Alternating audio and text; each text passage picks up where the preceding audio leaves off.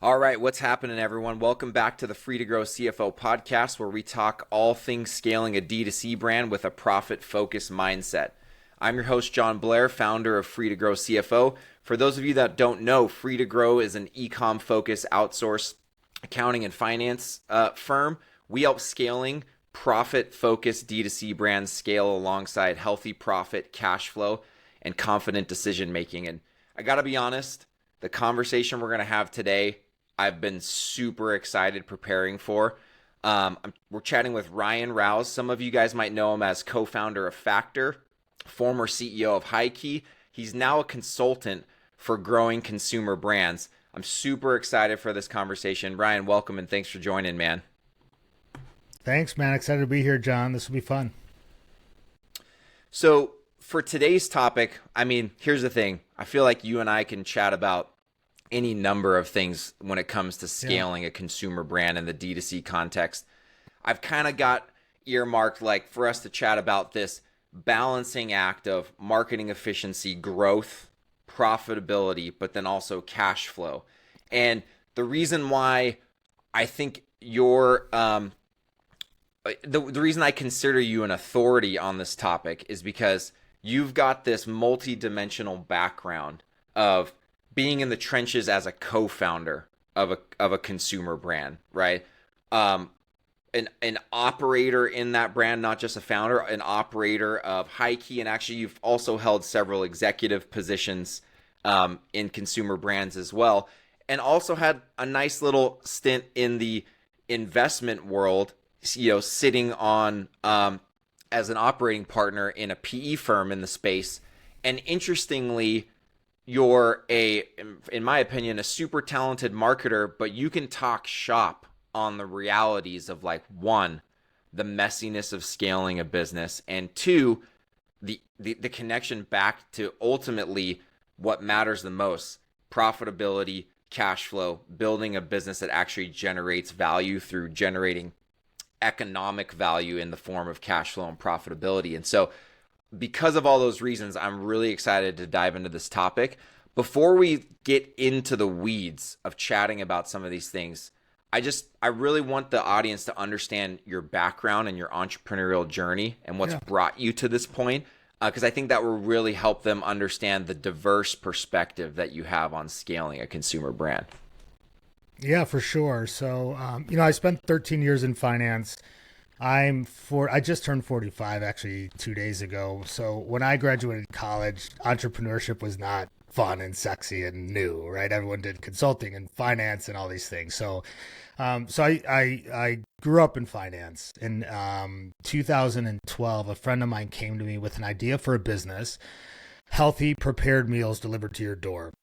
Fairly ubiquitous now. It was not at the time, and we certainly didn't know anything about it. So I dove into entrepreneurship, startup, operating through that lens and through that experience. Him and I, he had the idea for this business. He had done a lot of legwork in terms of figuring out what the business was going to be and doing some branding work on the business, but we hadn't launched the business yet. So he called me, brought me in, and it was trial by fire. We did raise a little bit of friends and family money.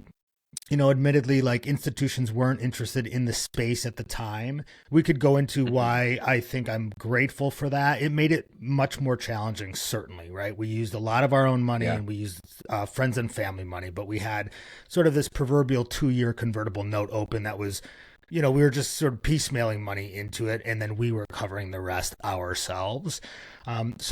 So I spent 5 years in an operating role in an early stage startup where we were underfunded the entire time. And that's relevant because we couldn't really hire experienced people, right? So I think, again, same point I'll make about, the lack of ability to raise outside institutional capital is we were forced to use a lot of our own money. We were always short on money. And so I'm grateful for the experience. I can't tell you confidently that had we raised $10 million, $5 million out of the gates, that I would have had the same mindset about profitability, bootstrappers mentality, I guess is the best way to put it. I can't confidently For sure. say. I would love to sit here and say, yeah, had we raised a bunch of money, I still would have been very diligent and used rigor as it relates to spending money. But I can't say that. I don't know that. And so it made it more challenging for us. We were low on money the whole time. But on the flip side, I learned every element of the marketing tech stack myself. I, at one point, was running our ads, Facebook and Google, learned SEO, learned email, learned content. And that wasn't fun. Looking back, it sounds like it was, and I'm grateful for it. But you're grinding. You're doing all those things yourself, and you're doing it without a lot of money. So I left that business, the day-to-day of that business, in 2017. It did go on to be acquired at the end of 2020 for almost $300 million. So an amazing outcome, but it was a grind for the entirety of the 5 years that I was there. And then since leaving the day-to-day, I have, to your point, I've done a lot of consulting with a lot of omni-channel consumer businesses across all different categories. I have taken 3 leadership roles. One is the head of growth at a healthy baby food company called Serenity Kids. I was the CMO at a company called Highkey, which is a low sugar cookie company, omni-channel business, mass retail as well as e-com. Spent a year as an operating partner at a private equity company that was investing in digitally native consumer businesses, helping them scale into retail. And then most recently was the CEO of the aforementioned Highkey. So I spent 7 months as the CEO of Highkey. So to your point, like it's an interesting background, right? If you were to go talk to a recruiter and say, hey, what is Ryan the perfect fit for? I think they might be a bit confused about what I'm the perfect fit for. But I'm grateful. I do think, at this point, as you're thinking about your career, it's sort of, in my opinion, you're trying to get a fully rounded perspective. And I don't think you ever get there, right? It's a dynamic game. The game of business it's not conducive to saying, I know all things from all sides. That's a farce. But I feel like I've got a really good perspective and have looked at it from multiple angles, both from the operating side, the bootstrapper side, the entrepreneur side, the investing side, and then different roles inside businesses. So I'm grateful for the different lenses I've been forced to view businesses by, because I just think it helps, in the totality of how you view things. I love it, man. You and I certainly don't have obviously the exact same background, but coming from the early stage, like working in-house at early stage startups and being on the founding team at Guardian Bikes, a lot of very similar stories. Almost all those companies being very underfunded the whole time. Yeah. And looking back, the range of skills that I learned, because I was originally trained as an accountant. Most people don't know me as an accountant today. Most people know me as an entrepreneur today. But why? Because when you're part of founding teams, you have to have range. Like, what did I own the finances of these companies? Absolutely. But did I get involved everywhere? Yeah, we had to, because we didn't have enough money to hire everybody else, right? I actually would agree with you that, was it all fun? No, it was not all fun. Am I grateful for it? 1,000,000%, right? Like, I would not have the perspective as a finance professional that I have today if I didn't have that entrepreneurial experience. The way I like to explain it to people is that, like, I was getting a PhD in what it actually takes to scale a business, right? And that's all kinds of things outside of my primary, like what I was primarily trained to do, which originally was accounting. And so it's really cool, man, because, when I think about the consulting world, which you and I are now both in this season of our lives, right? The consulting world, you and I know this from being on the operator side. I've been screwed and overcharged by every consultant you can imagine. Marketing consultant, strategy consultant, supply chain consultant. Spent tens of thousands of dollars or more and felt like I got no value. And one thing that I always tell brands that I'm talking to on sales calls is like, hey, we're a small boutique firm. There's only about 7 of us. Everyone has worked on the brand side before. So we are not out of touch career consultants. We have been in your shoes, and we actually know that there's nothing worse than a consultant giving you this plan that, like, it sounds so amazing on paper, but on the other side is the operator. You're like, that's not possible. That's not practical. I can't implement that. Like, you're so out of touch with, like, the reality of, like, my actual problems. Like, can you speak into that a little bit from your perspective? Like, literally, your background as being an operator, how does that position you to be that much more of a valuable consultant, given that you know what it's like to be in the shoes of your clients? Yeah, I think it's really important. I'll take a step back and say, one of the issues we had when we would hire the wrong person, whether that's a consultant, contractor, agency, full-time employee, is not being crystal clear on what we were looking for, what we needed in the business at the time. Right? It's very easy, I think, in this world of creators and LinkedIn and Twitter, to follow people with large audiences and to place a large amount of credibility on them strictly for the size of their audience rather than their body of work. And so you go into a conversation, you're sort of so happy to just be on the phone for, as funny as that sounds, it's true. I'm on the phone with this person who I've looked up to. They have this large audience and I just want your help, so-and-so. As opposed to being very, very clear on like our needs at this business, in this business at this time are this. Very clear about what we're looking for and then asking, and then seeking out the solution to that. So I think it's an important takeaway is to just, I always, every time I'm on a call with someone is to push back on them to make sure they know what they're looking for. Now, to your point, yeah, I think it's really, really important. It's certainly an early stage, right? Would a Fortune 100 company right now want more of like the Deloitte consultant that's looking at a full-blown implementation of an ERP system, or me? Probably the former. But if you're talking about a sub $150 million company that really wants scrappy tactics and high level strategy combined at the same time, they want that from someone that's been in the weeds in those businesses, because the challenges that a $150 million and below business faces is going to be wildly different than the Nikes of the world. Right. So yeah, I think it's all about the type of business and what their needs are, but certainly putting the reps in the situation of the company that you're going to help, specific to the needs that they're trying to solve, is going to be a much better solution than someone that's just never done it before. Totally. I 100% agree. And, for me, the space that we sit in at Free to Grow CFO, we help scaling D2C brands between about 5 and about 65 million in revenue, right? And like that stage, that lower to middle market, you really need to be in touch with the actual challenges that brand is experiencing across the business, because it is this, every stage of business is hard. There's not a stage of business that isn't super freaking hard, right? But like that stage of business is especially hard because you're literally like, the way that I like to think about it is, the concept, the scientific concept of like, cell multiplication, right?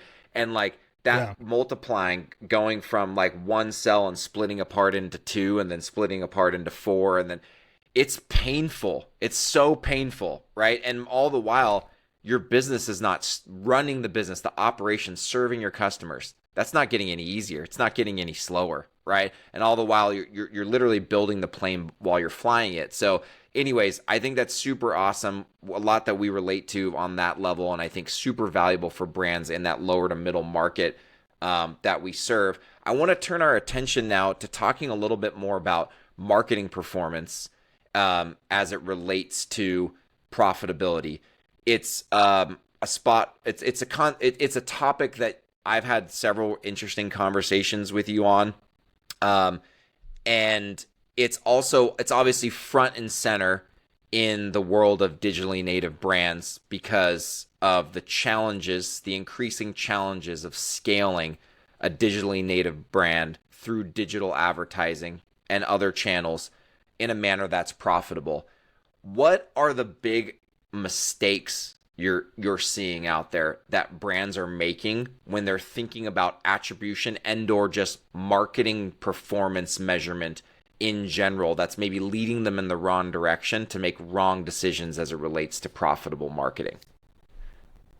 Yeah, I think the first one, and this is largely changing, but we're on the back end of a consumer bubble where for a very long time, institutional dollars, certainly venture capital, wasn't coming into consumer brands, right? And then when venture started coming in, and this is not placing blame on anyone. This is the facts are venture capital was not interested in consumer.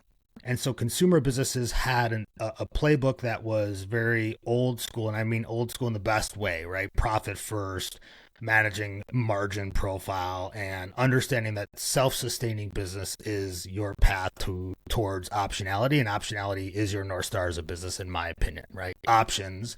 The only way you have options is if you can say no to something that's presented to you and still thrive and still grow and still make it and still succeed. So for a long time, venture capital wasn't interested. Then they were. And when they were very, very interested.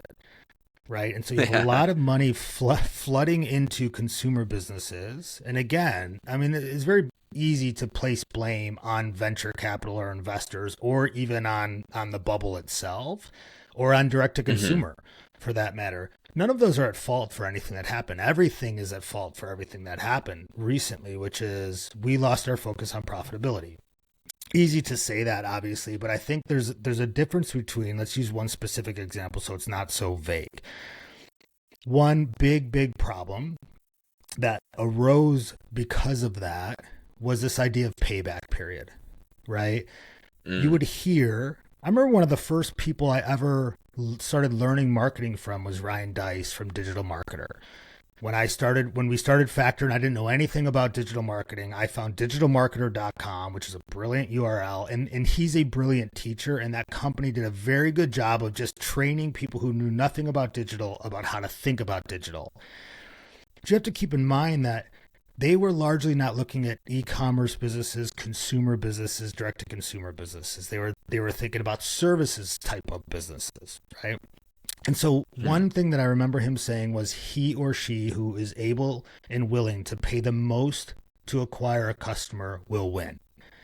And this is a truism, but it's nuanced like everything else, right? So if you take that as fact blindly without peeling back the layers of the onion, you say, oh, I should be willing to pay as much as possible for a customer because that's how I grab market share. The nuances there are that cash flow matters and that profitability matters. And so one huge mistake I certainly saw throughout the bubble was people and brands and companies and operators taking that as without the nuances that matter. Meaning, oh, I should just pay a lot to acquire a customer, right? Well, first of all, you have to know what your customer's worth in contribution margin dollars and when that money comes.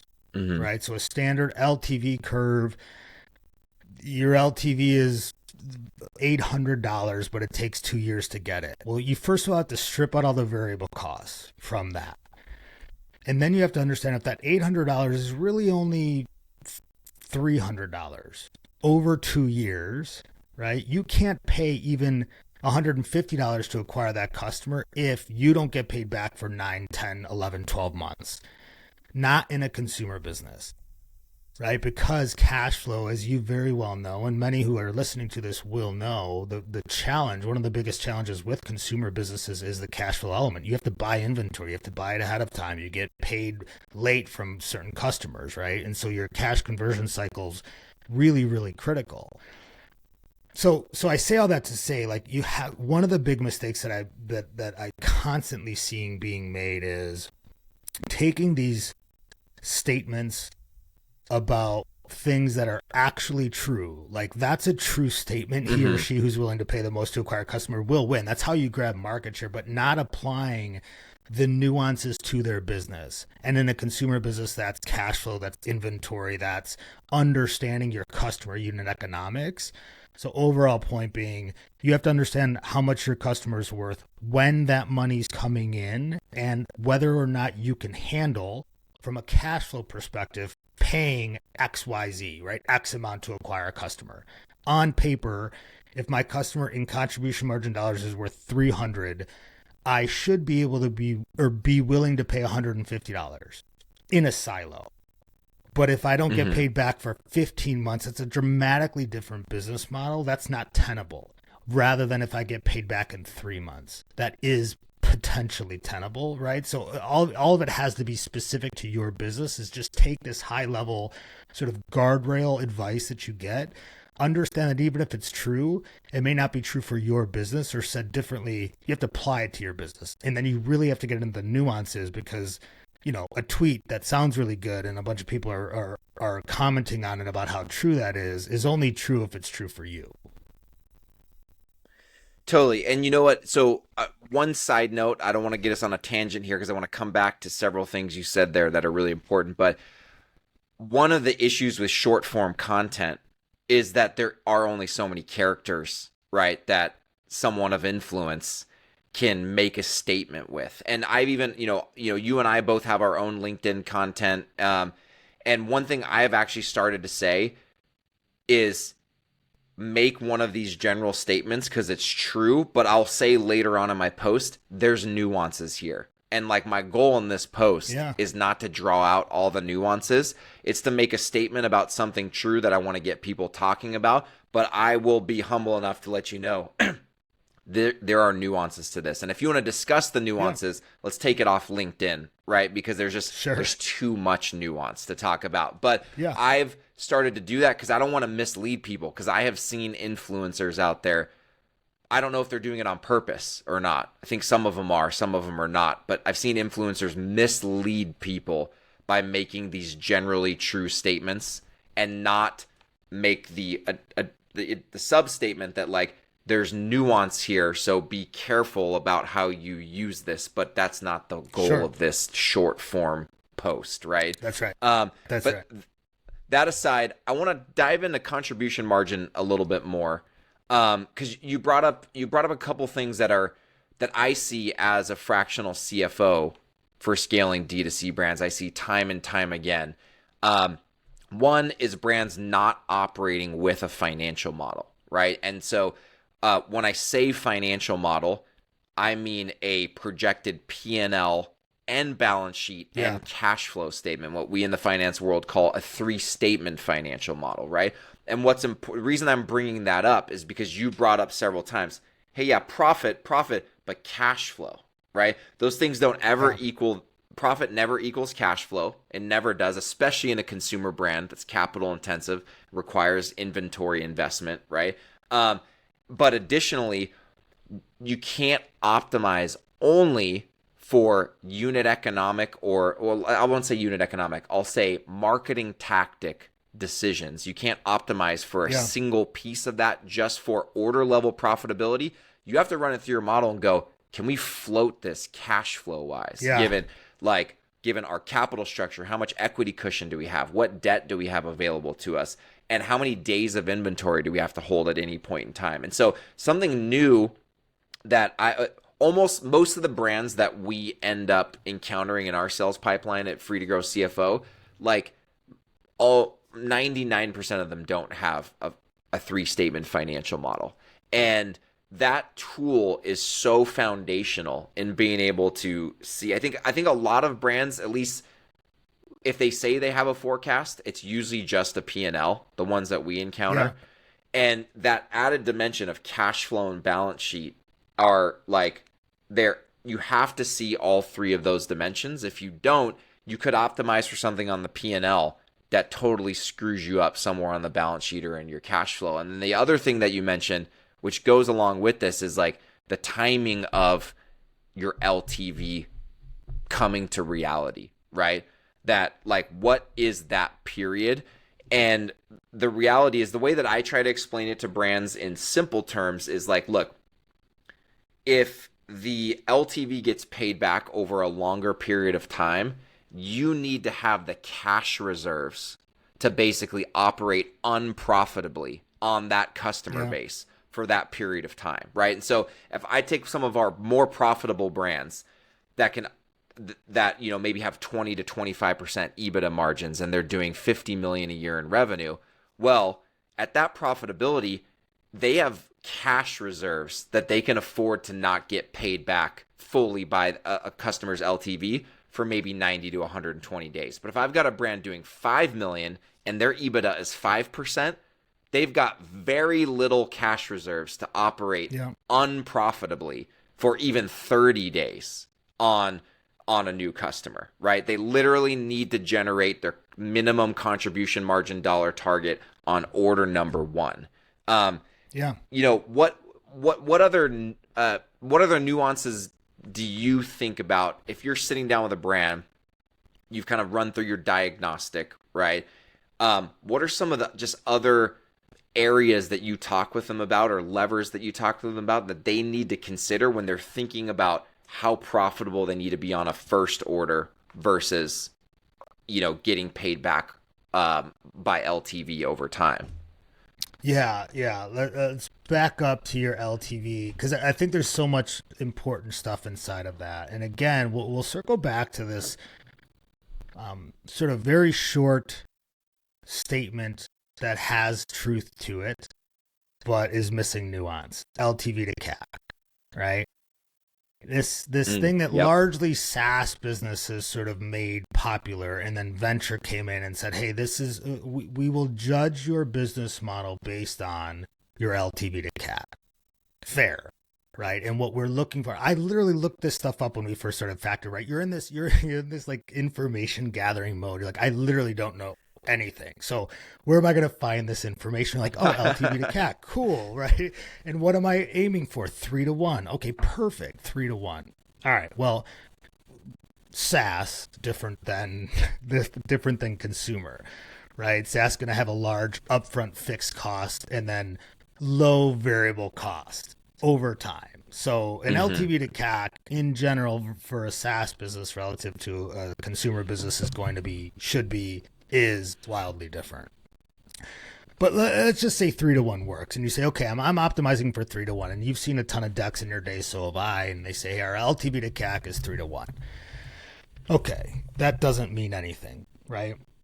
A non-time bound lifetime value. Let's just dig into the mistakes of lifetime value, because to answer your question, a lot of it is around how they're viewing their business model.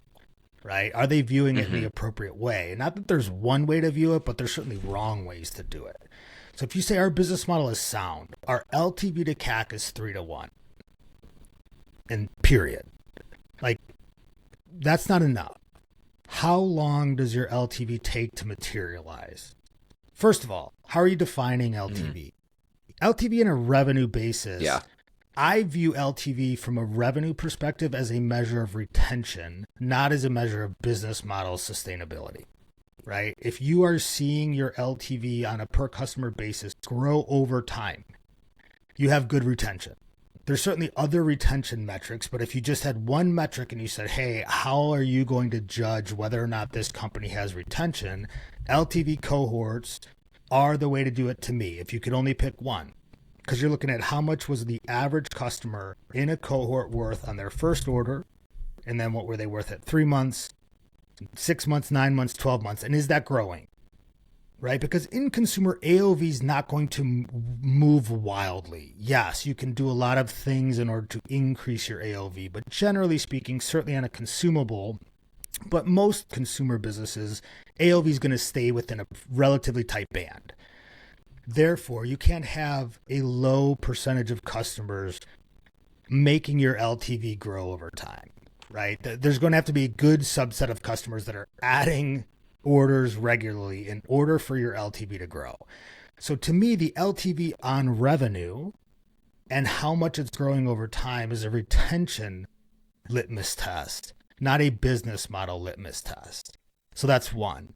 So we're talking about how do we judge, like how are we defining LTV? LTV is a gross margin number at worst or at best, however you want to define that. It's not revenue, right? If you're looking at the business model, you're saying our LTV at the fully loaded gross margin. So that's product COGS, fulfillment, delivery for an e-com business. How much is our customers bringing to us after all the costs associated with getting it to them before marketing? Now you put that number relative to CAC, right? And then that LTV number's got to be time boxed. So you say our 12-month LTV. LTV is defined as lifetime value of a customer on average from a fully loaded gross margin, gross profit perspective. This is how much they're worth in 12 months. over how much we pay to get them. That's a much better, right? So I would say 6-month LTV to CAC, from a LTV being gross margin fully loaded, and then our CAC. That is a more of a business model question and answer than just a non-time bound LTV that's a revenue based number over your CAC, because that doesn't give you any indication of like your margin profile of the business. You know what I mean?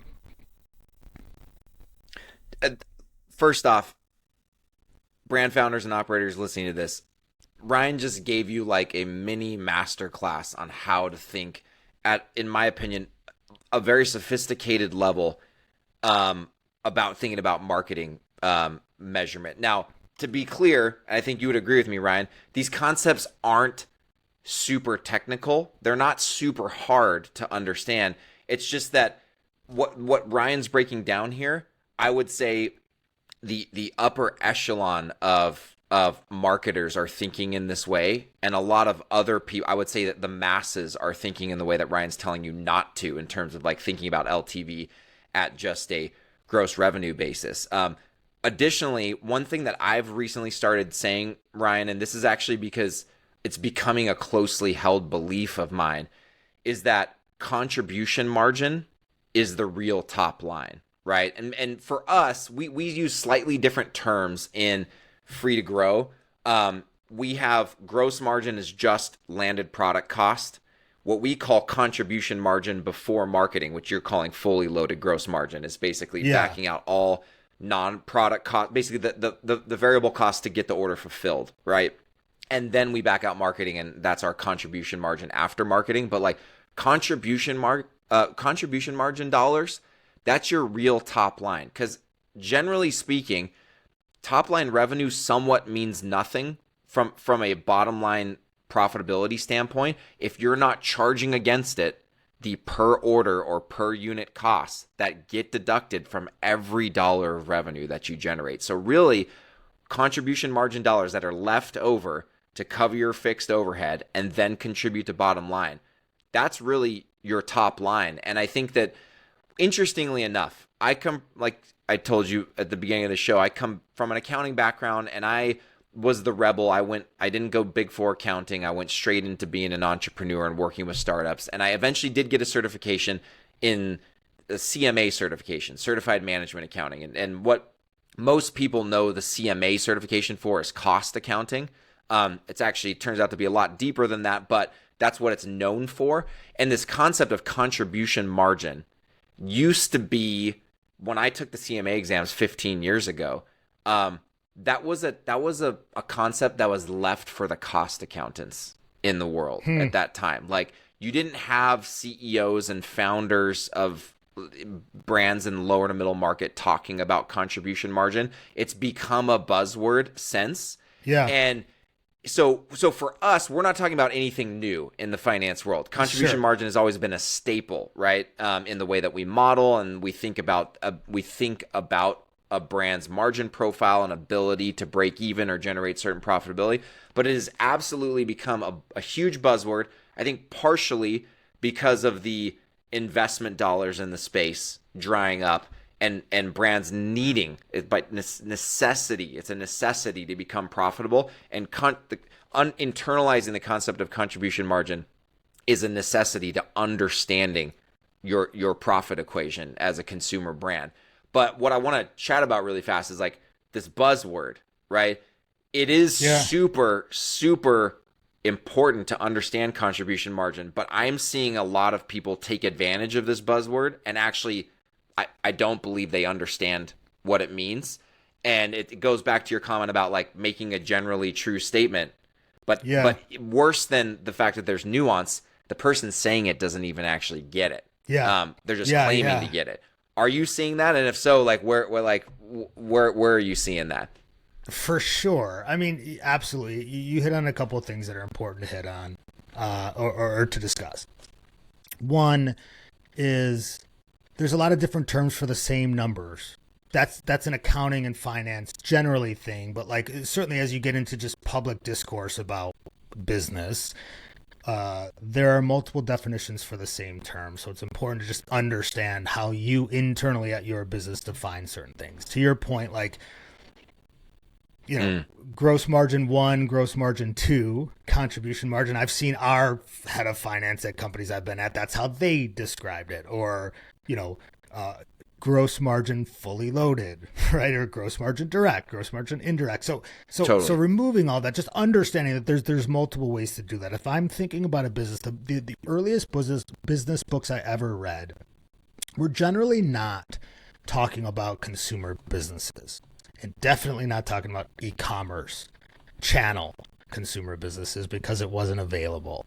And so I think one of the most important things I ever read was, let's just define quickly for what we'll talk about here, gross margin, right? So you have your gross revenue, net out your returns and your discounts, then remove your cost of goods sold, the product, right?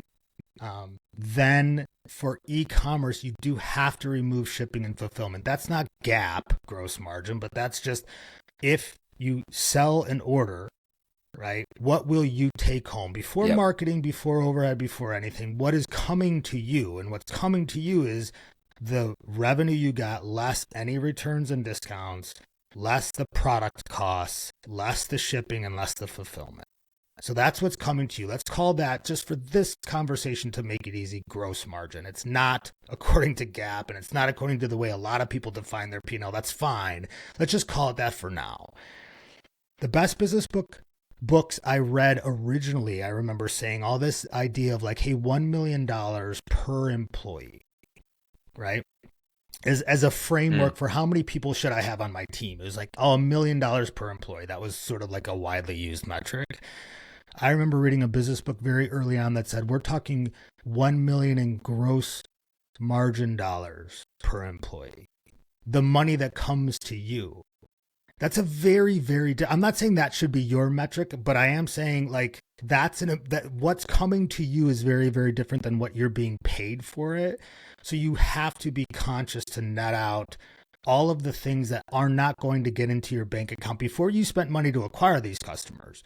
Right? You have to understand what that is. So you have to understand how you and your finance team are defining your P&L and not get confused by anything that you're reading online or anywhere else about how they're defining certain numbers. You know how you define certain numbers, and then don't get caught up trying to redefine your numbers internally. Just know what you define them as and what they mean.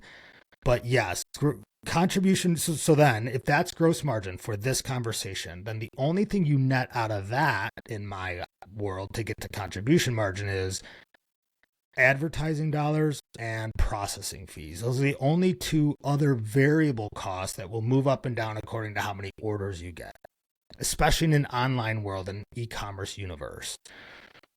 So if that's contribution margin dollars, to answer your question, yes, it's everywhere now.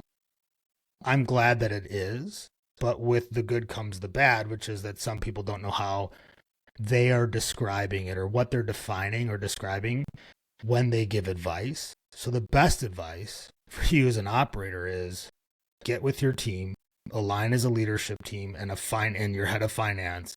What are you calling each line of the P&L? Let your finance team worry about the accounting portion of it and what needs to be submitted. That's GAAP compliant. You should understand that too, but like we're operating the business under these. This is how we define each line of the P&L and know what's included in each one. And then know what the percentages of each of those are and what the trend of each of those are, right? What are your returns and what's the trend? What is your discounting off of gross revenue and what's the trend? What's your product costs and what's the trend? What are your shipping costs and what's the trend? What are your freight costs and what's the trend? And then what are your fulfillment, I think, is the last one. And then certainly marketing underneath that.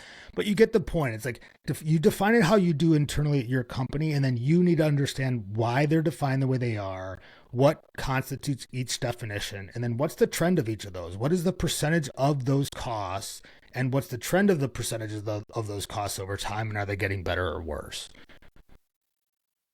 I love that, man. And that honestly, you hit the nail on the head in so many ways in what you were just talking through right now. One of the big things that we do as fractional CFOs for scaling D2C brands is we just go ahead and give the brands our roadmap for the chart of accounts and what should be included in each of those margins. And then when the books are done every month, we hand them dashboards that we've built that trend out all of those costs that you're talking about. And so that way they understand if their contribution margin is getting better or worse every single month, but they can see why, which area of their variable cost structure is getting better or worse, right? Look, one thing I just want to say, man, it's very clear the empathy that you have for founders and operators of scaling brands. There's a lot of people who will latch on, there's a lot of people who will talk on these concepts and say, this is the way to do it. You are always in your content and conversations I have with you outside of this podcast, in this podcast episode, you're always going hey, listen, there's freedom to define things in a way that work for your business. Understand the underlying absolute concepts so that you know how to apply them in a nuanced manner to your business. You do have to understand that first. But there's nothing, in my opinion, there's nothing absolute in business. There's all these rules that you have to understand, and all these theories and concepts, they're tools in your tool belt, right? But it actually is very similar to I'm a musician. And one thing they talk about with jazz musicians, which are considered in many people consider jazz musicians to be the creme de la creme of musicians. Yeah. What they'll all tell you is learn all the rules, learn all the scales, learn all the keys, learn all the modes, and then throw them out the door, right? And I look at the way that you approach business and that I approach business is very similar, which is learn all the rules because you need the tools, right? But then when you get in the trenches, throw them out the door and just grab them and nuance them the way that it works for your business. And I think I just want to call that out because it's an important message for the D2C brand founders and operators listening to this episode. You don't have to feel so constrained and so confined, right? Yes, there's best practices, know them because you want to know when to pull those out, right? But don't feel like you have to do it like everybody else, and don't feel pressured by the prevailing messages in the marketplace that we've got to be doing things this way. Seek to understand these things, internalize them so you can break them down, break the rules, and build them back up in a way that works for you and your business and your business model. And I just want to call that out because I love that about chatting with you and about the way that you approach giving advice to people. So look, we only have so much time, so we're not going to be able to get into everything, but I do want to chat about one more thing that I just think I know you have a wealth of knowledge on, and it's something that's very top of mind for all the digitally native brands that we're working with at Free to Grow CFO. Going omni-channel, right? Breaking out into retail. There's a number of reasons why brands are considering it right now. There's a lot of brands that I'm seeing consider it much earlier than I've seen in previous years of the e-com space. Challenge with scaling digital advertising profitably, and so there's this allure of getting into retail to basically lift your blended marketing efficiency, right? And find new channels to acquire new customers, but frankly find new channels to convert customers who find out about you top of funnel on Meta or Instagram, Facebook, whatever. What is when a brand comes to you and is hey, Ryan, we're thinking about going omni-channel, right? We really want to break out into retail. We think it's the right thing.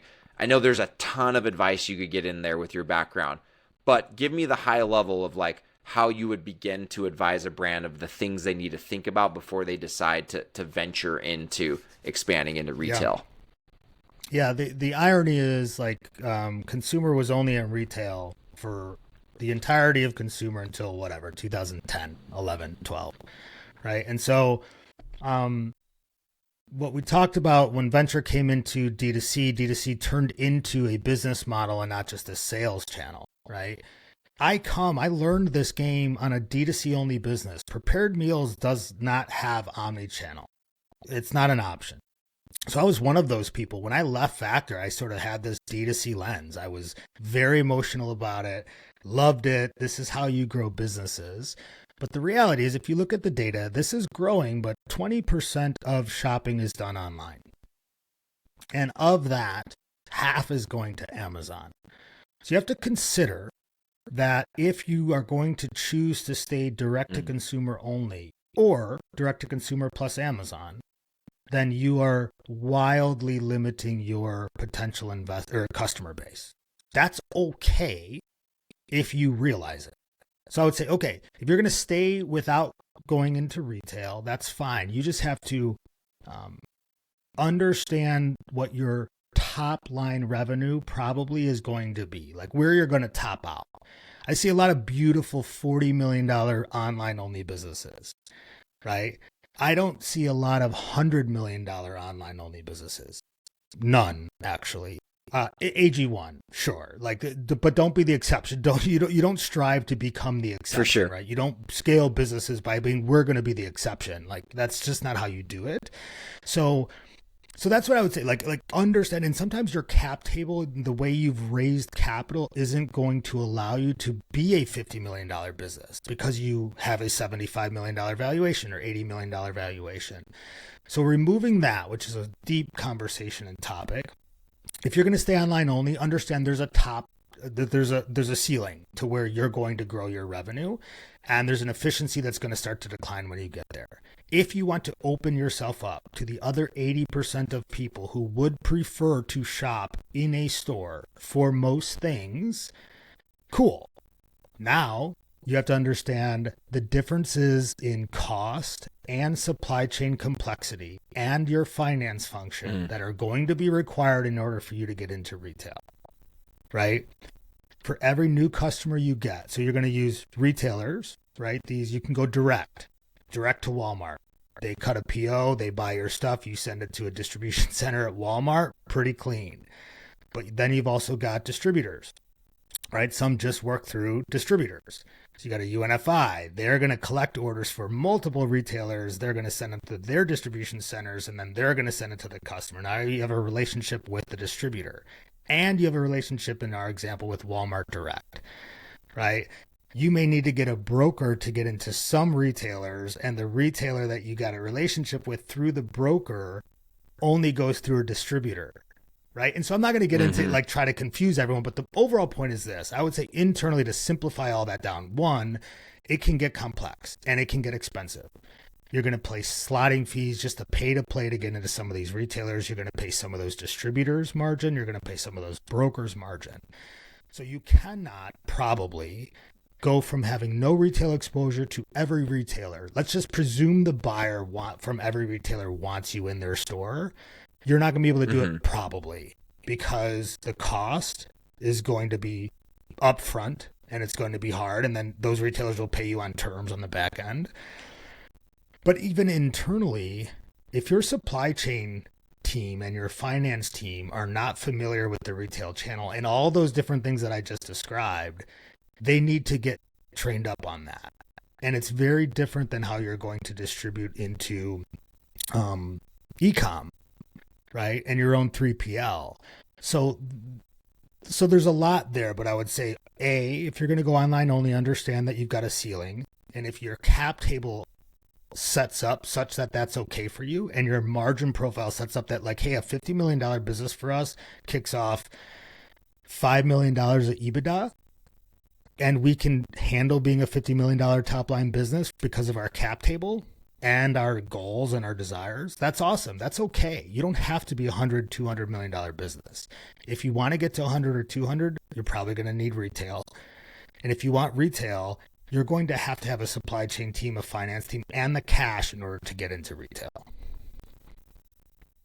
Totally, man. I've dealt with it before. I had a stint before getting into D2C. I actually came from more of the wholesale and manufacturing world, and like, everything is different. The cash conversion cycle is different because you've got receivables.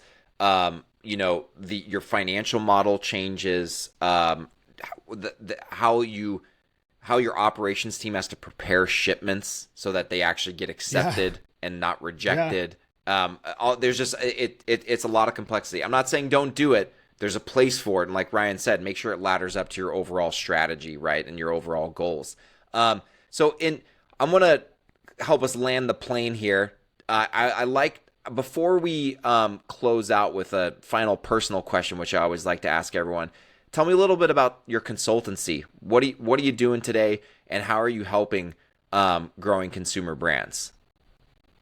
Yeah, it's, a lot of the stuff that we've talked about today, it's funny. I've taken leadership roles on the marketing side of the house in a number of cases along the way. I've just never considered myself a marketer.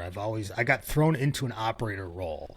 And to your original point, when we first kicked off, I was forced to learn finance. I mean, I had a background in finance, but like business finance is different than finance, supply chain, For sure. operations, marketing. And so I don't know, I happen to be very good at marketing. I happen to have a business. And so I'm working with, I like to think of myself as like what I would have loved to have had when I was operating factory before I sort of know what I know now, which is someone that can speak intelligently on your leadership team across functions. I think the best people you add to your leadership team, everyone on your senior leadership team should have the ability to speak intelligently about every function of the business. They're not an expert in it. They're not running the function. But if they can't weigh in and at a minimum, understand how their function is going to affect all the other functions, but more importantly and more ideally, be able to speak intelligently about those other functions where that leader has an issue and you can collaborate with them on a solution to it. So that's how I think about it, right? You have a lot of complexity. The thing that my clients would probably say I do best is just find the simplicity, find the simple answer. Try to reduce the complexity. What's the 80-20? I think it's incredibly hard to find the 80-20 of your own business because you can't read the label from inside the jar and you are squarely inside the jar at all times. And so just an outside perspective from someone who's operated multiple businesses in this space, done it in a bootstrapped way, had to look at profitability from day one, and therefore have a lens that says, hey, I can be helpful across a number of functions, not just marketing, because for marketing to work, you need all the other functions to work too. I love that. Spot on there. Spot on. Okay, so I always like to end with a personal question. You know that I'm a dad of 3 little kids. In terms of being a dad, I think I did the math and I'm about 4.5 years behind you in terms of the age of my youngest. And I've talked with you several times about I'm completely honest with everyone here. Like, it's just all out insanity. It's the most amazing thing I've ever done, raising a small family and scaling a business at the same time. But sometimes I question my own sanity. Like, why am I doing these 2 things at the same time? They're both so exhausting. And so I'm asking for a friend here. How did you pull off raising a young family of 3 while being an entrepreneur? Yeah. The really short answer, which is like not helpful, is you just figure it out. It's not unlike anything. I mean, think of all these challenges you take on within your life when you can look back and you say, we had no idea what we were doing, but we figured it out. So there's an element and there's strategy to this, right? Of understanding, again, what's the 80-20 of like me being a father. To me, I ask that question and answer it, right? To me, I want to be present. I want to be available. I want to be around, right? Okay, cool. So if my kids feel loved by me and I'm around and they see me every day, not every day, but most days, I feel like I'm doing a good job there. Cool. So then I don't have to get so stressed out about all the other things. As a husband, once you have kids, very different to be a husband without kids than it is with kids. Like, totally. Am I doing 50% of the work? No, I think my wife does more than 50% of the work. I think most wives do more than 50% of the work. But am I there when she needs me? Am I clear on what she's asking from me on any given week or day? Like, so just asking, like, what do you need from me this week or this month or this day? And if I'm there if I can say yes most of the time, I feel like I'm winning, right? As well as spending alone time with her. And then same thing with the business. It's like at some point, 80-20 is overused, but it's overused for a reason. At some point, you just have to understand what's important. And the rest is just you worrying, right? About was I not there enough or was I? Well, ask her, right? Like, was I not there for my kids? Ask them once they're old enough, but I think it's just asking yourself and asking the people you care about what they need from you and asking yourself what you need and then trying to show up there as often as you can and let the rest just be what it is. Dude, such sound advice. Man, when you posted 2 days ago about your birthday, I actually read that whole post and it was like, I want to be Ryan Rouse when I'm 45. He's a few years ahead of me. But man, I really look up to your wisdom, man, on the business side. I truly am someone who holds you in high regard on the balance between personal and business. And so I can't thank you enough for coming on the podcast and sharing some of your wisdom. I might have to have you on again at some point because there's just so much that we didn't get into. But before we break here, where can the audience find more about you and your consultancy? Yeah, LinkedIn and Twitter, easy enough. After we just spent so much time ragging on those platforms, I'm a believer that there's a lot of good on those platforms. So hit me up on one of those if you're interested. Definitely follow Ryan's content. I shamelessly follow it all the time, and I'm always like, man, where does he come up with all this wisdom? But thanks everyone for joining. Again, masterclass in so many important concepts today. So you might need to listen to this one twice. If you're looking for help on the accounting and finance front as you're scaling your e-com brand, don't forget Free to Grow CFO. We're here to help you scale your brand alongside healthy profit, cash flow, and confident decision making. Find us on, you can find me on LinkedIn, Jon Blair, or our website, freetogrowcfo.com. Until next time, scale on.